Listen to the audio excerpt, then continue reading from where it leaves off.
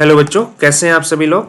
और आज अपने लेके आए हैं एक छोटी सी प्रॉब्लम जो कि आपके डायमेंशनल फॉर्मूला से रिलेटेड प्रॉब्लम है। डायमेंशनल फॉर्मूला, इस प्रॉब्लम में क्या है, आपको x equal alpha T plus B T square दिया है।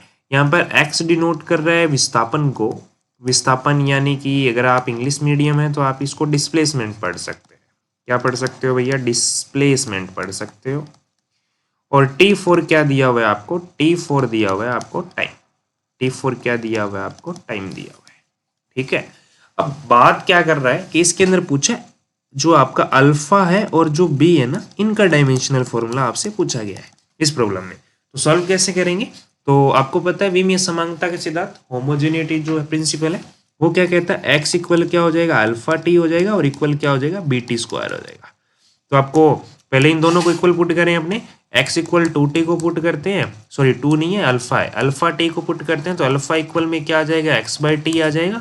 इट मीन्स आपका मीटर पर सेकंड बन जाएगा, यानी कि मीटर पर सेकंड इसका यूनिट बनेगा। डायमेंशनल फॉर्मूला बन जाएगा m0 आ जाएगा, L1 आ जाएगा, t-1 आ जाएगा।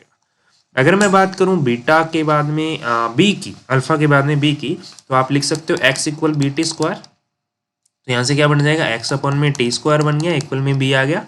यहाँ से आपका ये बन जाएगा m आ जाएगा 0, l आ जाएगा 1, t माइनस आ जाएगा 2 और ये इक्वल आ जाएगा p।